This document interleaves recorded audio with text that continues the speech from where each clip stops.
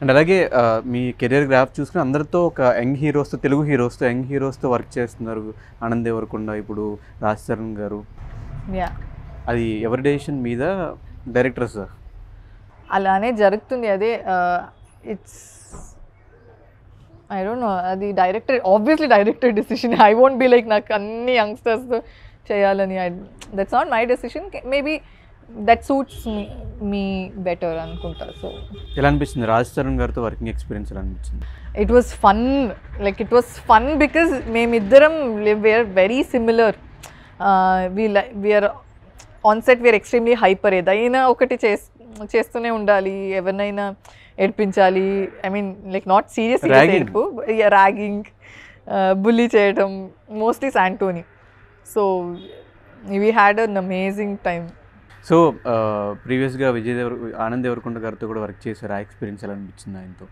ఆనంద్, నేను ఎప్పుడు చెప్తా ఆనంద్కి, నువ్వు ఒక బుద్ధ లాగా అని. He's very like peaceful and calm. Buddha.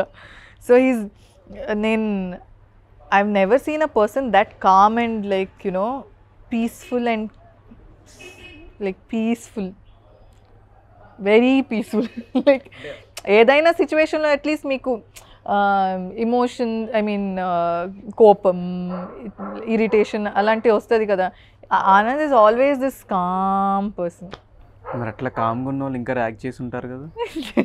నేను చాలా like we would play board games and ludo అని. I would always be that terror on set and he would always be this calm person. అంటే కంప్లీట్గా opposite to Vijay Devarakonda.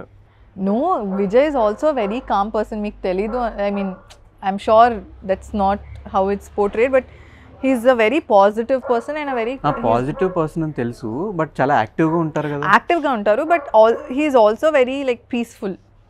He's very peaceful. మాకు చాలా అగ్రెసివ్గా కూడా కనిపిస్తూ ఉంటారు అప్పుడప్పుడు. అది that's a different persona, right? Like for